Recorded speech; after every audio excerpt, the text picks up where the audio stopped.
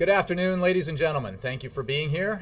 I know that I alone did not draw this substantial crowd, which is why I will immediately introduce and turn over the briefing to Tom Donilon, the President's National Security Advisor.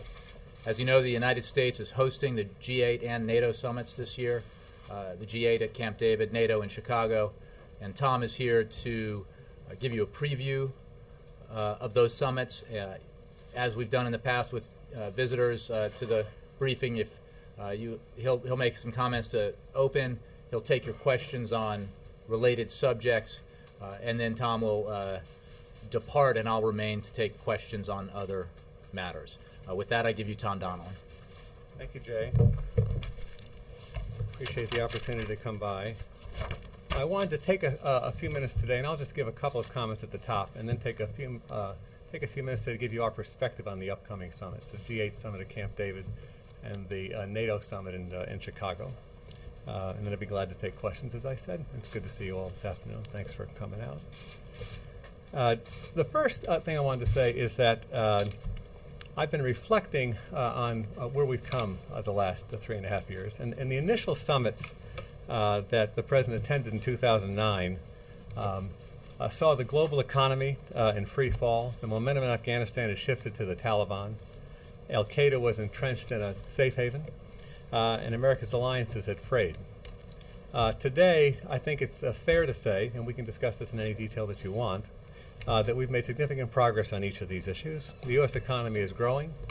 Al-Qaeda's leadership has been devastated, and we've put in place a responsible plan to wind down the war in Afghanistan. And meanwhile, and this has been a top priority of this administration from the outset, our alliances have never been stronger, and I'll talk about that again in a second. Over the next several days, the aim is to build on this progress, and we'll do so at Camp David and in Chicago. And the two summits really do underscore and are an embodiment of American leadership on a range of global challenges, in advancing several overarching U.S. interests, making the international architecture work effectively in a transformational world. Second, revitalizing, as I said, our core alliances. And three, really advancing our strategy to end the war in Afghanistan in a responsible fashion. And as a result of our engagement in bilateral, multilateral levels over the course of the administration, we're leading in both these forums. I think we'll see during the course of this weekend real progress made on the goals that I just talked about. So let me talk about what we're going to be doing. The first meeting will be the G8 meeting beginning Friday evening at Camp David.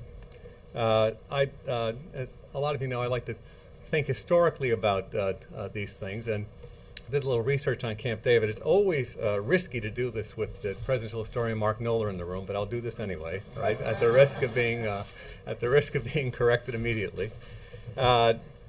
First, I want to talk about why the president chose Camp David for this meeting. First, the G8 meeting will be the largest gathering of leaders ever to stay at Camp David. In fact, this is the first time that there will be more than 2 heads of state at Camp David. Camp David has hosted over 50 different heads of state in its 70-year history, as well as various retreats and critical meetings. But again, there have only been 2 summits held at Camp David.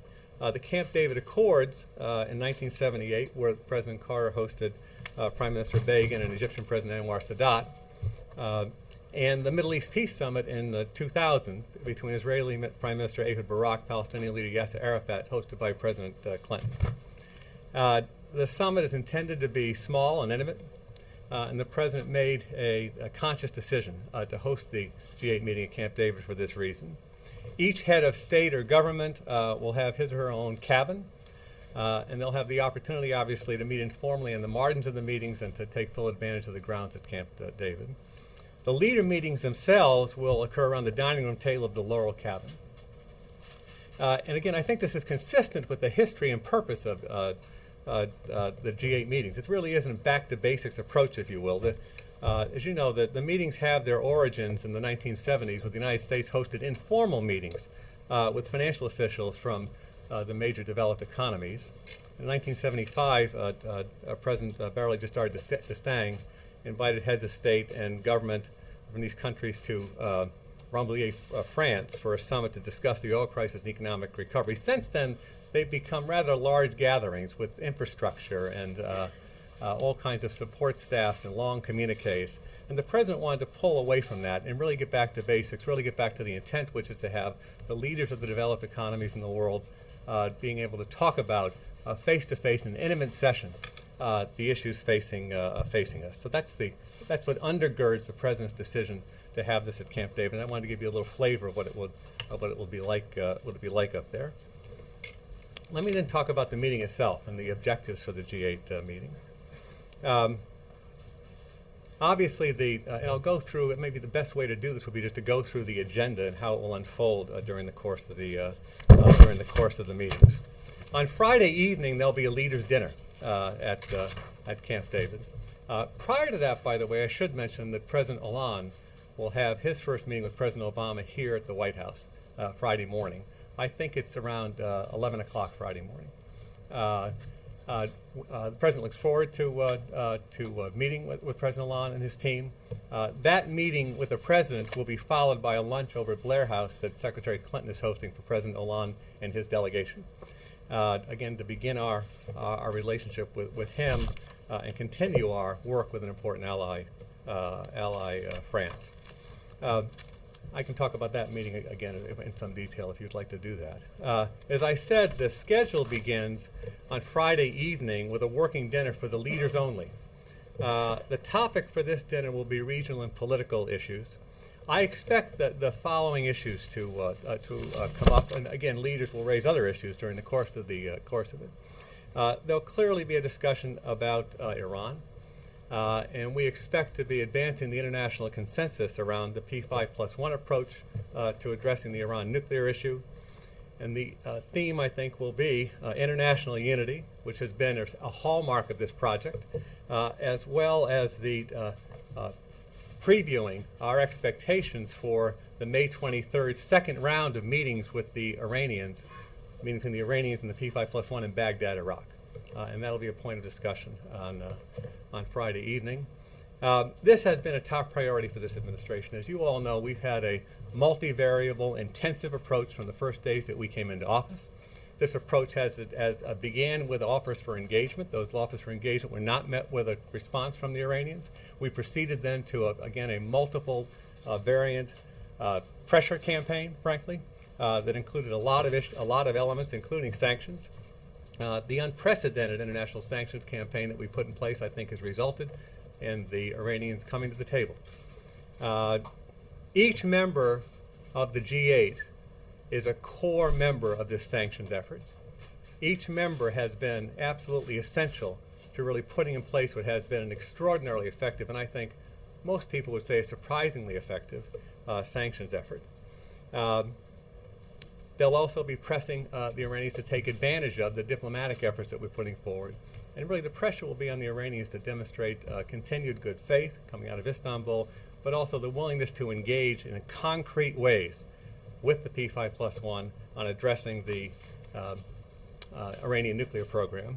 The message will be that the Iranians should seize this opportunity. And while this goes on in parallel, the sanctions and pressure effort will continue. Led by the United States and the others who will be at the table on Friday evening. We also expect that that the leaders will discuss North Korea, discuss Burma, and you saw the announcement today by Secretary Clinton with respect to our easing of investment sanctions in Burma. There's been remarkable progress in Burma, and the leaders will want to engage on this, I think, on Friday evening. Burma is at the start of a long but promising path towards democracy. As you know, the president's made this a top priority. Again, we can talk about this in any detail that you want. And I think you'll also see a discussion on Syria at the meeting on Friday evening. And again, leaders can bring up whatever other issues that they want. But that's the focus. The focus will be the security issues on Friday evening. The next morning, the focus will turn to the economy.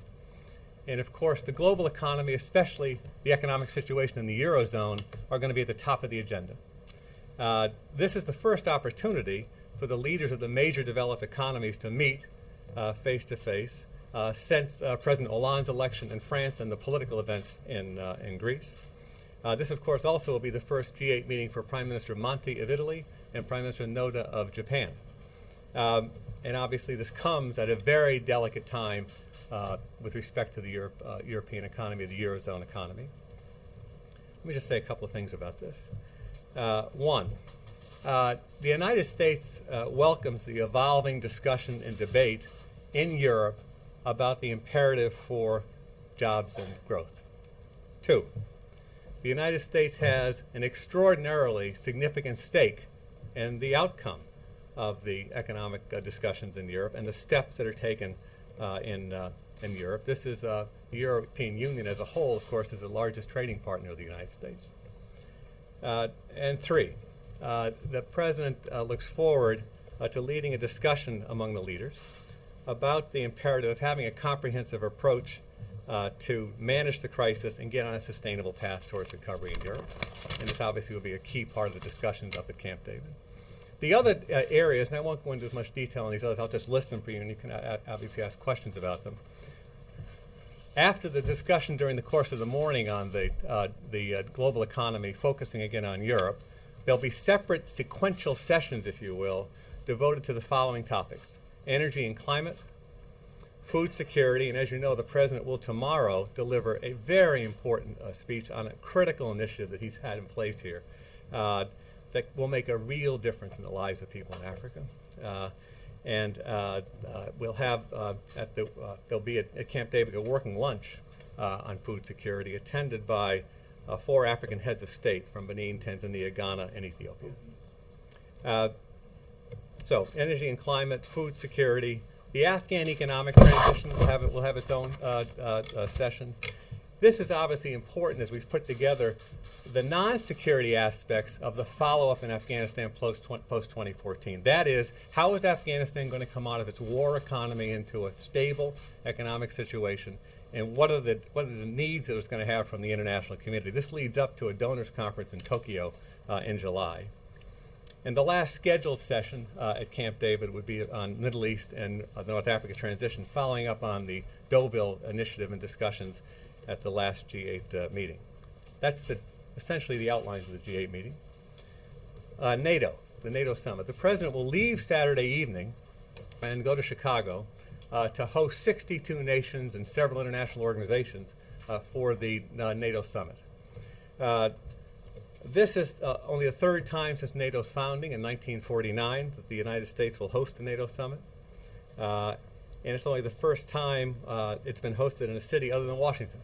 The other 2 times that the United States has hosted NATO summits were in 1978 and 1999, which of course was the 50th anniversary during President Clinton's term. As I said, 61 countries as well as the EU, the United Nations, and the World Bank will be in attendance. There'll be different groupings, if you will, of countries during the course of the day. As I said, the President will fly to Chicago on Saturday evening. The first meeting that he'll have on Sunday will be with President Karzai of Afghanistan. Obviously an important meeting because a central focus of the NATO summit will be on Afghanistan and on Afghanistan's future. So the first meeting of the day appropriately is going to be with President Karzai of Afghanistan. The President will then move into a series of NATO meetings. There'll be an initial meeting with just the NATO allies at 28. That evening, on Sunday evening, the NATO allies will meet at Soldier Field for a working dinner, and that'll be just leaders plus one advisor. On Monday morning, the summit will continue at McCormick Place with discussions on Afghanistan, and this will be a broader meeting. This will be the NATO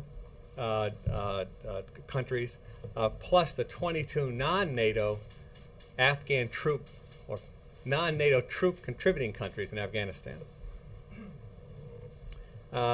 And the second formal meeting on Monday will be a session with the key partners that we had in various projects around the world with NATO. I want to talk about NATO and alliances for just a second, then I want to talk about the Afghanistan, then I'll take your questions. The United States and NATO. NATO is a cornerstone alliance for the United States in terms of its ability to advance its international interests. When we came into office almost 4 years ago, now 3.5 years ago, we asked ourselves where we needed investment, where we needed work that needed to be done, And our analysis was that, in fact, alliances needed a tremendous amount of attention by the president, that the alliances were frayed. It had been an exhausting period leading up to 2009. And the president set about reinvigorating. Indeed, one of the first sets of instructions that we got during the transition at the beginning of the administration was to set about really building out and refurbishing, revitalizing our alliances. Why is that? There's a lot of talk among foreign policy commentators on the issue of decline in U.S. assets and liabilities. And I don't often see this, but you really should see it. When you put together a list of unique American assets going into the future, things that are going to provide for the future of the United States, you talk about its innovative economy, the size of its economy, its energy future, its demographic future, which are all unique American assets and really do promise a bright future for the United States. You should also put on that list alliances. No other nation in the world has the set of global alliances that the United States does. No other nation in the world, and this is built on bipartisan work since World War II, has a series of countries that it can go to around the world and work with these countries. And alliances, I will tell you from experience, are a wholly different qualitative set of relationship than coalitions of the willing. Alliances are valued highly by each of the members. You have habits of cooperation. You have shared threat assessments. You have operational capabilities that you practice and work on and can call on in a moment's notice. The Libya operation was a good example of that on NATO. So from the outset of this administration, this has been a strategic priority for the United States, a strategic priority to reinvigorate, undergird our security through revitalizing and reinvigorating our alliances. And this effort at NATO is part of that. Now, I'll just talk about Afghanistan for a minute and I'll take your questions. A focus of the NATO summit will be Afghanistan. And as you all remember, at the NATO summit in Lisbon in 2010, the United States, our allies, and our partners really set forth the core strategy and the way forward in Afghanistan. And that is that we would begin transitioning in 2011, that the lead for the Afghanistan having full responsibility for security across the country would end at the end of 2014, would be at the end of 2014, and that the ISAF military mission would end at that point. And it was under the rubric of in together, out together.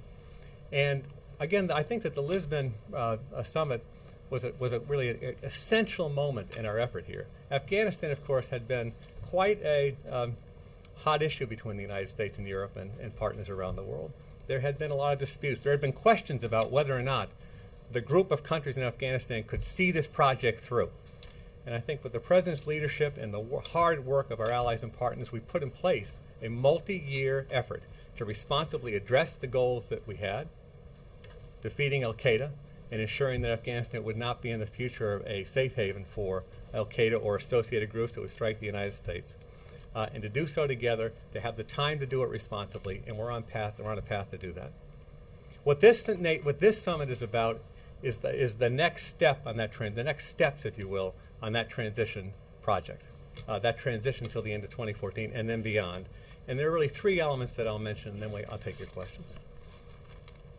The first is with respect to the next steps in transition, the next steps towards 2014, is that the alliance will decide that in 2013 that the mission will shift for its forces. That is, that the mission will shift from the ISAF forces, the United States forces as part of ISAF, being in the combat lead, to stepping back and getting into principally a train and advise mode, with the Afghans going into the combat lead all over the country. And that's essential if you think about how you get to the end of 2014 with full Afghan responsibility for their security. You need to start that process. You need to get the Afghans out front with the United States and its allies and partners supporting them moving forward. That's the first element of what will be talked about and decided at Chicago. The second will be a discussion of an agreement on the structure and sustainability of the Afghan national forces as you go past 2014. That is, what should their size be, what should the mission be, and how will it be paid for? Sustainment, of course, is a euphemism for how will it be paid for going after 2014. And we've made very good progress on this. As you know, I think currently we're at about 330,000 Afghan forces. That will surge up to 352,000 Afghan forces. We will then, at some point after 2014, start to go down to a sustainable level, and we're working through the modeling on that. of Afghan forces that will be the level that will be required as assessed by our military in conjunction with the Afghans going forward. Sustainment. The cost of this will be around, in our judgment, around $4 billion a year. And what the United States has been doing, again, working with our ISAF partners, and we've worked with about 30 countries now to work through commitments, and this is 2.5 years from now, work through multi-year commitments to pay for that force. And we've made enormous progress on this. This is not a pledging conference. This is not the end of that project.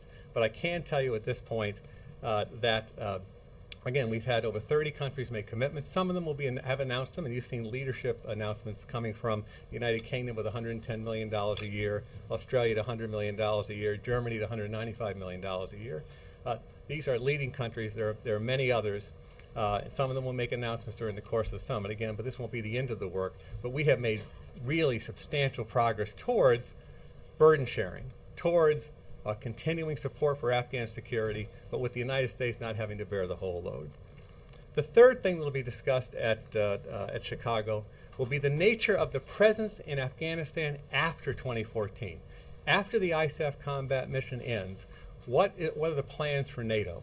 And there'll be a discussion about essentially focusing on a much smaller sized NATO training and assisting and advising mission in Afghanistan. So Chicago is a critical milestone and the next step towards a responsible ending of this war, towards our achieving, very importantly, our goals in this effort in Afghanistan, and really kind of the execution of the strategy that the President laid out in his speech at Bagram. So with that, Jay, I'm glad to go on for another 3 or 4 hours, or I can take your questions. Why don't we start with Ben and have Tom answer a few questions, and then let him get back to work. Good afternoon, Ben. Thanks, Tom. NATO question, GA question. Okay. On NATO, does President Obama plan to meet with President Zardari, either individually or with Karzai, and anything you can tell us about the state of that supply route? Sure. The question was on President Zardari's attendance at the NATO summit. As you know, President Zardari was invited by NATO to attend the summit. President Zardari was invited to attend the summit. He'll do so. He's coming with his foreign minister and his foreign secretary, and he'll participate in the meetings on Sunday, the first point. The second is we have made real progress, I think, towards resolving the issue around opening up the ground supply lines, which have been closed since the November cross-border incident where 24 Pakistani soldiers were killed. The key government groups in Islamabad have instructed their negotiators to move to conclude these negotiations.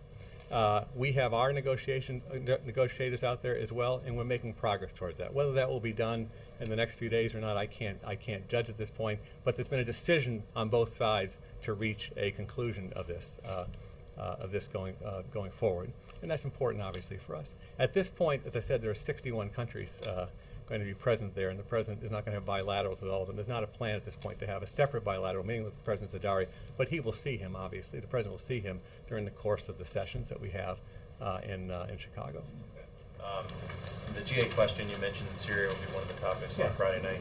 Can you just give us a sense of, given the players that are going to be involved, what expectations you have, if any, for any steps on what happens if the Annan plan doesn't work? Will there be any expectations for progress? Yeah.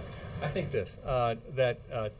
I think all the countries present at the G8 summit have real concerns and need to have real concerns about the violence level in Syria. I think that the death toll right now is approaching maybe 8,000, and the Assad regime has undertaken a brutal response to the against its own people who are trying to express their views.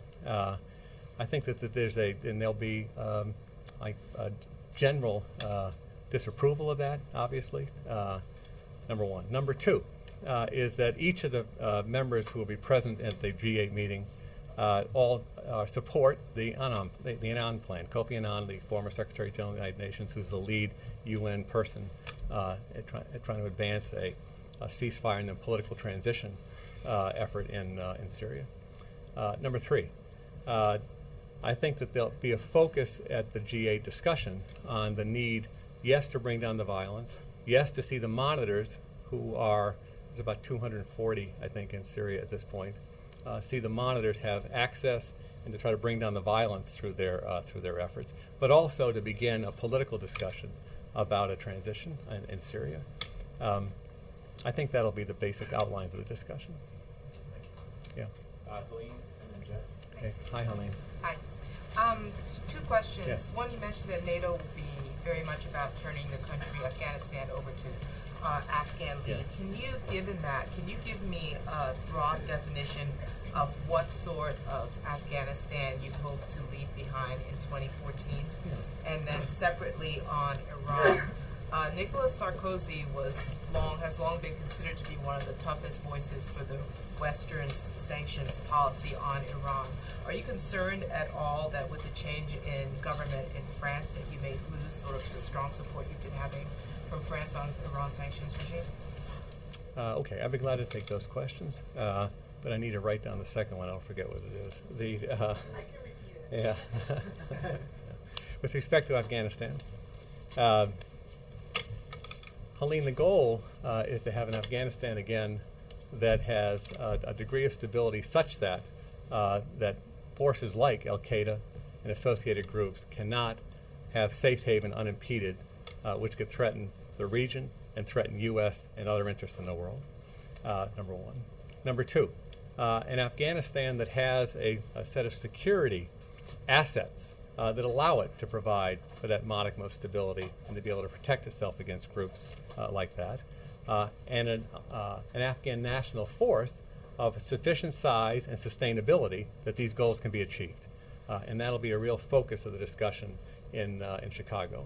But, as I said, it's also important for the United States, its partners, and its allies around the world to also focus on the non-security aspects of this. That is, when you have a drop in security expenditures, which will happen, right, when ISAF finishes its mission at the end of 2014, the goal is to have a sustainable economy going forward. And that's an important focus for us the next 2.5 years. A couple of things on this. We have a comprehensive approach, and we are working on this now, as evidenced by this discussion, years in advance to try to put in place the building blocks that can achieve the goals that I laid out.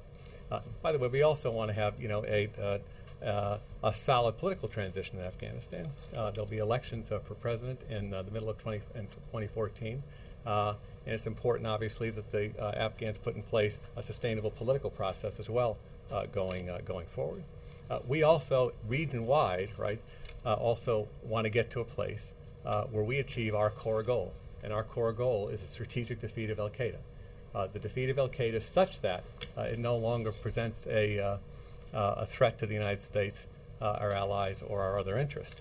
And as you know, this has been a central part of the foreign policy of the United States, especially, I think, in terms of its focus since we come into office. And again, this is a daily effort that we pursue relentlessly against Al-Qaeda. With respect to Iran, we fully expect France to be a good ally going forward. Again, the government in France has only been in place for a day or so. So we haven't had the kind of detailed discussions that we will have with them beginning tomorrow, although we did have some of our team go over at the end of last week and begin discussions.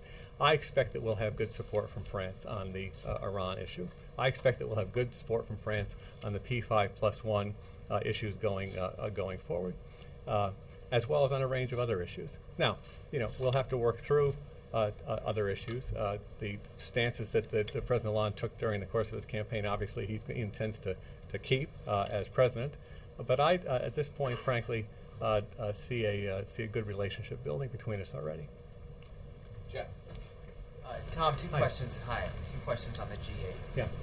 First of all, do you expect the president to bring up the issue of oil reserves and releasing oil reserves, and will that be reflected in the G8 communique?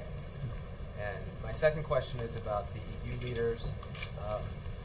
Does the United States have an interest in exploiting the difference between Mr. Hollande and Mrs. Merkel on the austerity versus growth debate? The first question, with respect to oil, as I said, one of the designated sessions during the course of the G8 will be on energy and climate. And there'll be a broad discussion there, again, with the president discussing his all of the above strategy for for energy development. And there'll be discussions on improving energy efficiency, energy security, while also addressing climate change, as you would imagine. With respect to the oil situation, the leaders will certainly, I don't have any announcement for you on that. The leaders will certainly discuss that situation. The leaders and we have been engaged in an ongoing way in monitoring the global oil situation, particularly in light of the effective sanctions that we've had on Iran and its effect on oil markets. We'll continue that monitoring. I'm sure that the leaders will discuss the range of options that they might have before them. So at this point, what I can tell you is I don't have any announcement here, but it will be, I'm certain, a topic of discussion. No, well, the oil markets generally. I don't want to say anything specific about what options might be discussed or not discussed. I think it is fair to say that during the course of the energy and climate discussion that there will be a discussion about oil markets, including continuing to monitoring the state of those markets, right, particularly in light of the Iranian sanctions effort. Now, with respect to your question about exploiting differences, that's not the intention of the President or the United States here. I think, and you saw that President Hollande and Chancellor Merkel had their initial meeting a day ago. This will be a discussion, as I said, about addressing the issue in a comprehensive way of the current crisis and the ongoing need for growth and jobs. And I think that is in the interest of each of the European leaders, in the interest of all the global leaders. There'll be a discussion, I believe, about specific steps that might be taken to move forward. But I don't think that the nature of these conversations are going to be anything like taking one side or the other, trying to exploit. The nature of these conversations will be about a coherent and common goal of having the crisis in Europe, current crisis, managed well, and getting on a path towards a sustainable recovery. There are some very clear differences between the leaders who will be sitting at that table. Well, let's let the leaders speak for themselves at the table. But I do think I can say, Jeff, it is important that the President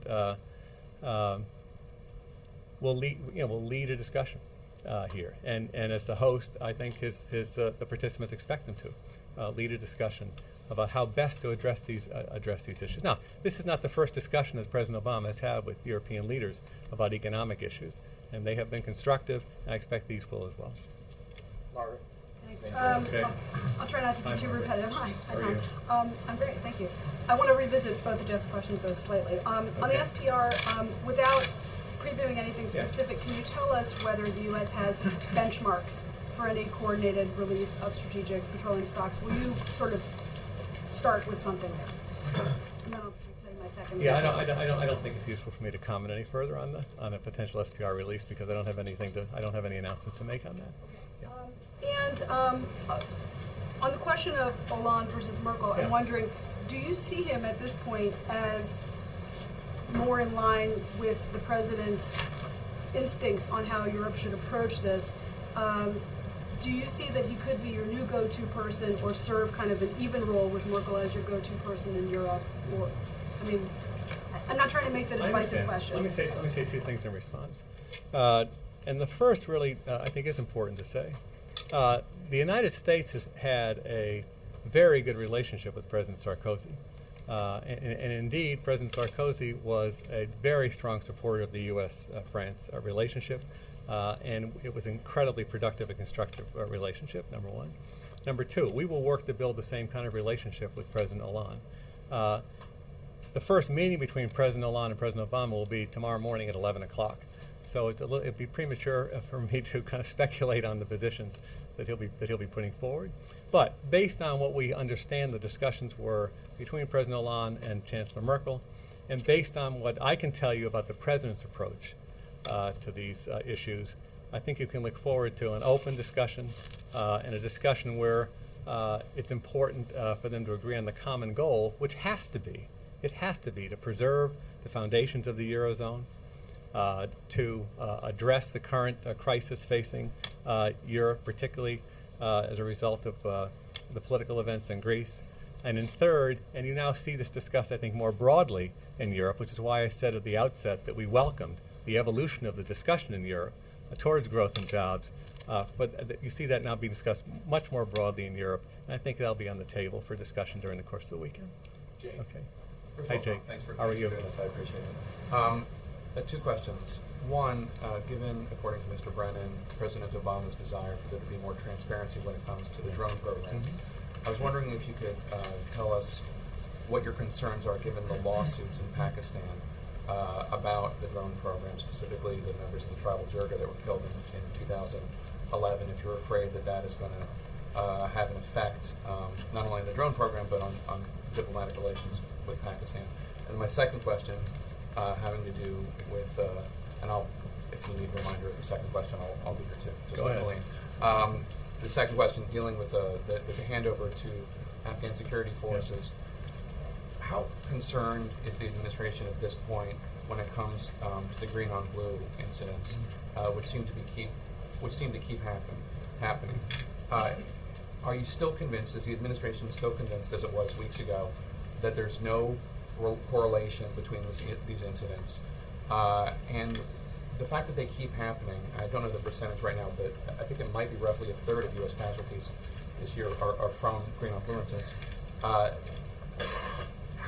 What does that say about the condition of the Afghan forces when we hand over the country?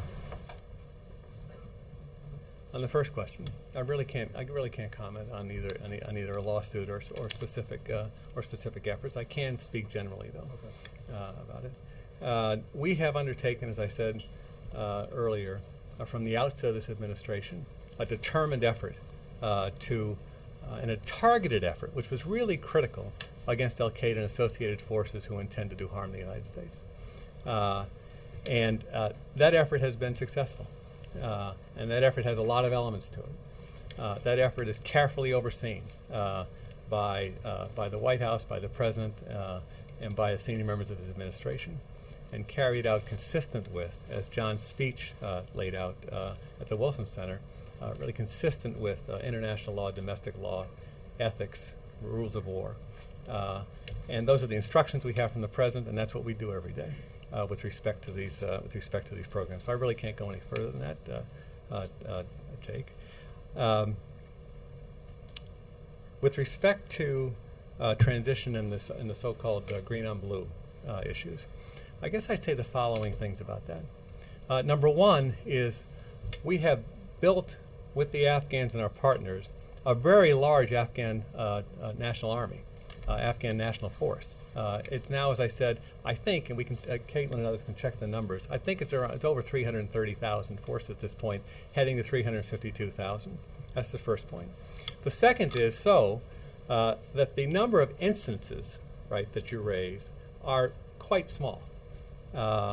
When you take against the backdrop of building a very large force for the ultimate security of Afghanistan. Third, the performance of the Afghan national forces in some quite important instances, as you know, including the attacks in Kabul recently and elsewhere, have been very good. And I think reflects, with respect to the training of those specific forces, and I think more generally, progress that's been made. Number four, with respect to the quality of the force going forward, as I said, we're 2.5 years out, right, from an ultimate turnover to full Afghan lead, although we will decide in Chicago, I believe, the leaders will decide in Chicago, that transition should begin in the course of 2013. That transition, meaning the transition from the United States and ISAF forces being in the lead to having us step back into an advise and assist role and the Afghans being in the lead. Number five, there are stresses and strains in a war zone.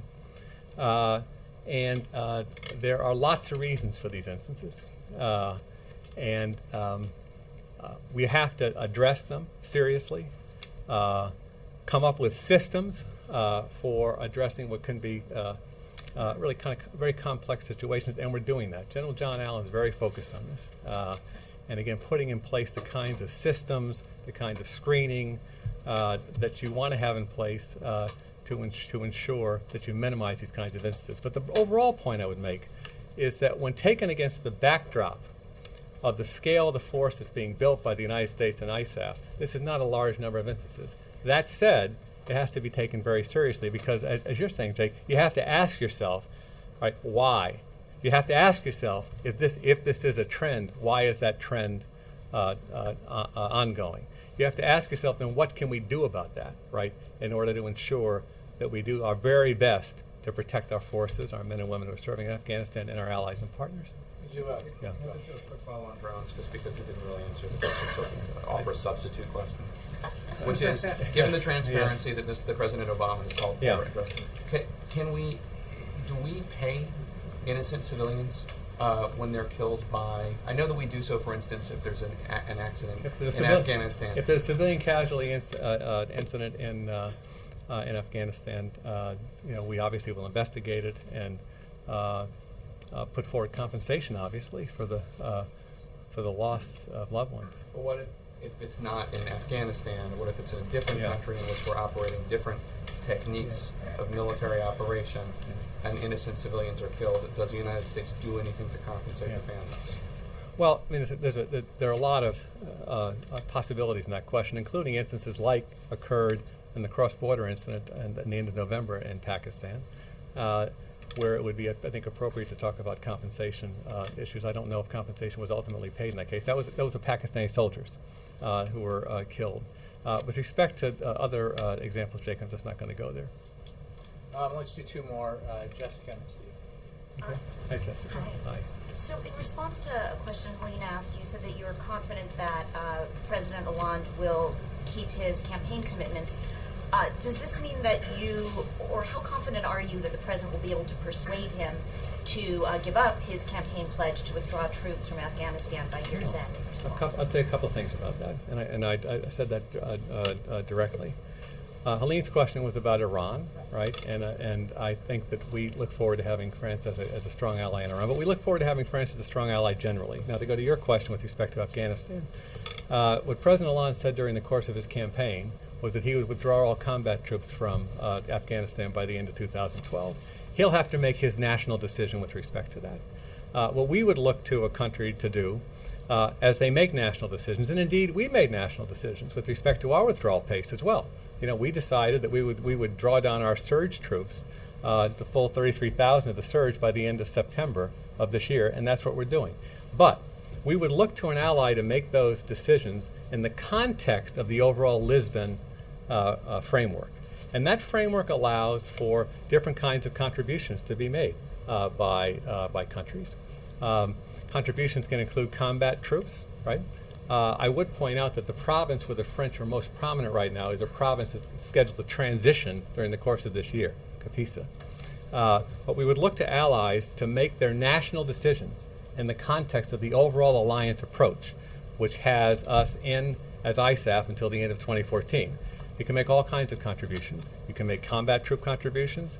You can make train and assist kinds of contributions. You can make other kinds of contributions, right? And we'll have a discussion with the French about where they want to go on this. But the key concept here, though, is, again, despite the specific nature of the contribution and despite the national decision you might make about pace of withdrawal or timing of withdrawal, that you are a member of the alliance and all in, kind of in together and out together as an alliance and in a general fashion. And so we should look for something along the lines of what the U.S. has already done, where the U.S. is, maybe they might withdraw that they're combat troops but leave in training missions. Can't speak for him, Jessica, but I say that I think those would be the kinds of discussions that we look forward to having. I'm being very direct with you, right? The kinds of discussions that we would look forward to having is what exactly will be the French contribution going forward, taking into account that President Hollande ran for president of France. He ran on a platform. I'm sure that he intends to keep his campaign commitments, but also France is a member of the alliance. It's a member of ISAF. It's an ally of the United States, and so I think it's fully appropriate for us to have a discussion about this. Another Afghanistan-related question: are the U.S. pledges to Afghanistan unconditional, regardless of who wins the presidential election in 2014? Well, I don't. Financial pledges. Well, that the strategic partnership agreement, that President Obama and President Karzai signed. A couple of things about that. First of all, that is an agreement between the United States and Afghanistan, not an agreement between individuals. All right, it's a national agreement that was entered into because it was in the interest of the United States, the interest of Afghanistan. That's the first thing. The second thing is that it has obligations on both sides, which we would seek to being implemented. There's obligations on the U.S. side. There's obligations on the Afghan side. Okay, Steve, and then we'll let Tom go. Okay. On NATO, how concerned is the US that the continuing wave of budget cuts and austerity in Europe could hamper NATO's capacity to act in future on an operation like Libya? And as the conversation moves towards talk about growth in Europe, do you expect any actions that could impact the economy, the European economy in the short term, and obviously with its knock-on effect on the US economy? Actions in what Could context? actual Any actions on growth rather than simply talking about how growth is an important factor. Okay. With respect to NATO and way forward, one of the sessions, indeed the first alliance session, will be devoted to NATO capabilities. And they have, the NATO allies have undertaken a study over the last 2 years focused on those capabilities that it believes are essential into the future. And parts of that, of course, are missile defense, and we're, by the way, we'll hit a milestone at this meeting where we'll declare that the NATO missile defense system has achieved a level of interim capability, and that means that the United States at this point feels comfortable making real contributions of assets, including the radars in Turkey. Surveillance, where NATO has agreed to put together an alliance ground surveillance system. But that's the first point. The first point is you need to decide what capabilities you need, and I think NATO has done that, and that'll be approved at Chicago. This allows, by the way, for efficiencies. It allows for false multipliers, right? That was the case in Libya. I do think, though, it's a fair point to consider, though, that even if you do get efficiencies, even if you do have force multipliers through alliance work, even if you do have a focus on those things you need to do and some of the things you're not going to continue to do, it does take a level of funding, right, going forward. And Secretary Gates gave a speech, his valedictory speech to NATO, focused on this, and I think he made fair points. And that is a discussion we have on an ongoing basis with respect to NATO. I think it's a fair point going forward, and one that needs a consistent focus. With respect to actions that could be taken, I don't want to comment on it. I think this will be a discussion among the leaders. The leaders, like I said, I think will focus on specifics and specific concepts and ideas for growth and jobs. But I would also point out that the ultimate decisions on that will be decisions taken in the Eurozone. And in fact, there's a European summit meeting following almost immediately after the G8 summit and the NATO summit on May 23rd in Europe. Anything I want else? to thank Tom. I think it is appropriate, though, since you mentioned Professor Knoller at the start, that perhaps he get the last question. Well, first of all, taking the last question, one more question, of course. Someone who started here 35 years ago should really know that, not to take one last question. And secondly, pressure on me. What can you tell us about the setting up Camp David to accommodate 8 heads of state? Yeah. Not all the cabins are equal there. How do you decide who gets what cabins? What are you doing with all of the aides and assistants and security details? There's not room for them up there. How have you put this together? Well, there are a couple of points on that, and the allocation system, of course, is classified, and really can't go into that. But there are a couple of things to say. One is that it's a complex of buildings, Mark, as you know, and there is adequate, and during the planning before we made the decision, a team led by Alyssa Mastromonaco here and George Mulligan in the White House Military Office went through this in great detail, and there are adequate facilities there for each delegation, each head of state to have his or her cabin, as I said, and for each to be accompanied by a key staff person, in some case 2 or 3 staff people. Additionally, of course, there are setups there for communications and some of my team and others up there. But it's adequate. It's a pretty extensive facility, and maybe we could get Ben a deeper briefing on that. Seriously, on the stuff. I'm as interested in it as you are. Is it kind of rustic for heads of state? Is it rustic for heads of state? Is it kind of rustic up there for heads of state? You know, I grew up in Providence, Rhode Island, right? You know, I never had a lawn bigger than 3 feet in front of my house, so, yeah. I'm not really the one to comment on rustic farm. Thank you, Tom, very much. Thank you all. Good to see you guys. Thank you. Appreciate it. What's that briefing been? I'll describe the press surroundings of Camp David. I'm curious. All right. Are there other highlights for the Not right meeting? now, but we'll let you know. Yeah, we'll have more details as they become available. You all may have had your fill of briefing. That would be fine with me, but if you have, Bill has for sure. If you have any other questions, I can take them for a few minutes. Yes, Ed. On Iran, I just, since Mr. Donilon was repeating the general policy of the administration, which is to have international unity, what's your reaction? I didn't hear him react to Senate Republicans blocking Senator Reid from moving forward on new sanctions against Iran, since I assume you wanted that action to take place before Camp David so you could show some unity. Well, I think, Ed, we have worked with Congress as we built the most significant sanctions regime against Iran, and we will continue to consult with Congress on Iran sanctions, and we will welcome additional tools if Congress makes them available to pressure the regime.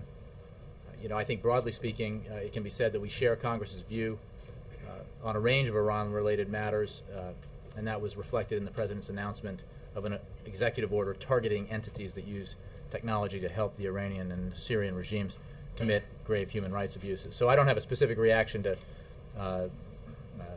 today's action on the Hill, but we have viewed this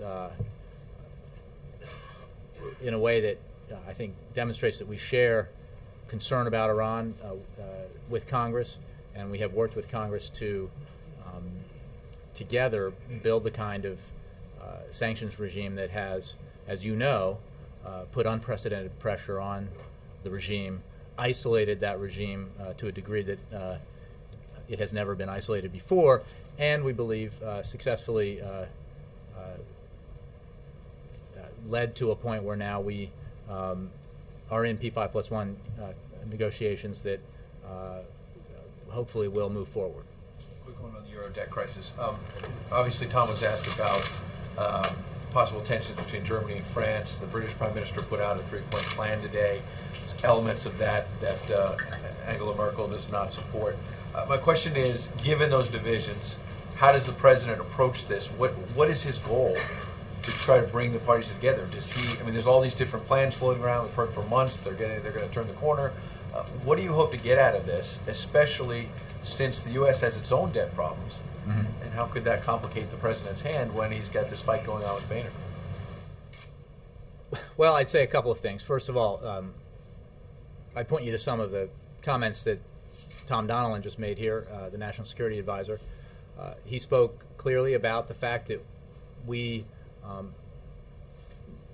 do have a stake in Europe's economic future, and that fact is reflected in the manner with which we've engaged with our European counterparts, both at the level of the President and at the level of Secretary Geithner and others in the Cabinet. And we continue to do that. And the meeting at the G8 will be present an opportunity for President Obama to meet with Eurozone heads of state who are members of the G8 to further those discussions. And as Tom said, the President has long made clear, and he certainly made clear at the G20 in Cannes, that he believes that an approach that takes into account the need for further growth and job creation, a balanced approach that includes not just austerity but growth and job creation is the right approach. And it's something that we can, when we discuss this with our European allies, we can point to some of our own experiences.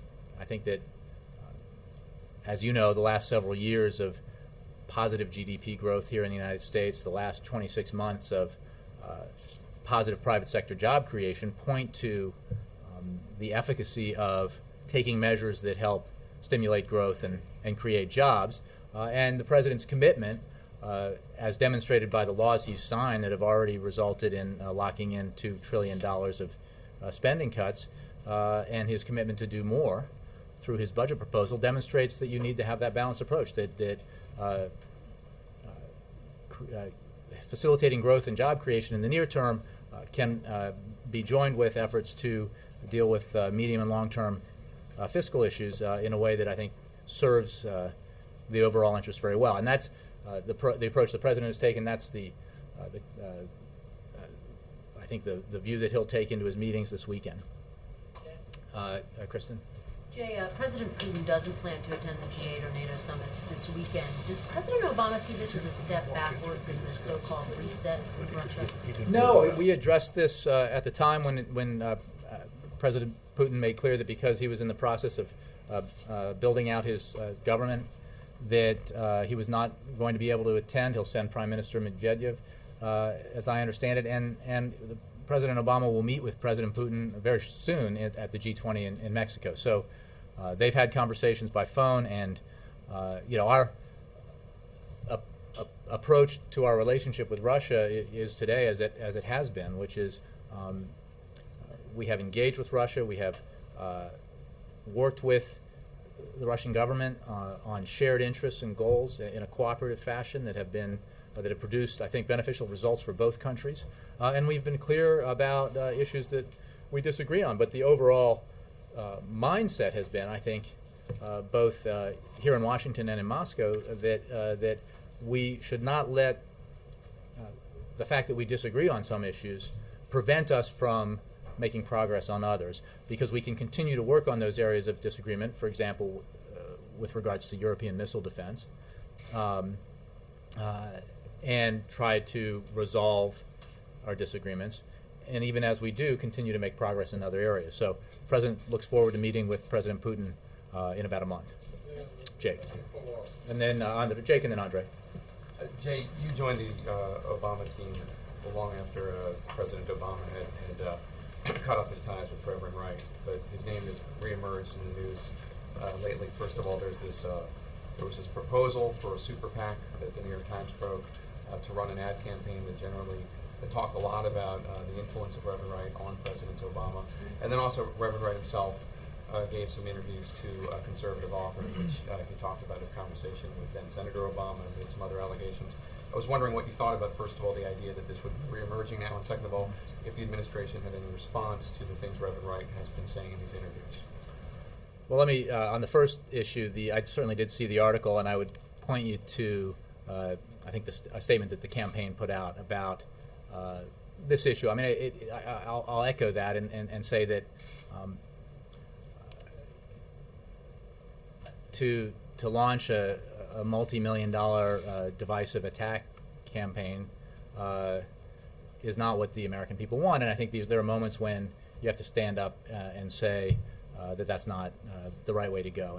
And I would point to numerous comments that echo that, not just from Democrats and political observers, but by Republicans today. Secondly,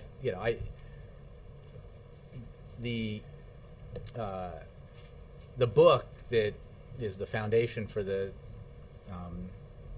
other element of your question is, not one that I would read because I know that the author lacks, but it is what has given rise to this. Lacks a certain amount of credibility, and I haven't listened to the interviews that you talk about. I'm not a regular viewer of Sean Hannity or a reader of Ed Klein, but I think what I can say is simply that we've some of these issues were featured, as you mentioned, in the 2008 campaign, much discussed. The president gave, as a candidate, a very memorable, detailed speech about his views in Philadelphia at the Constitution Center, and I think that was a memorable moment. And right now, in 2012, we're focused on what the American people are focused on: jobs, the economy, issues of national security that Tom Donilon just spoke about. Thanks. Thank you. Okay, I did promise Andre, and then April. Yeah. I just wanted to follow up on the Russian question. The Russian press reports that there will be a meeting between the president and the Russian prime minister. It will be slightly abridged. So my question is, will there be a meeting? Is it true that you are saving some subjects, including missile defense, for the later meeting with Putin?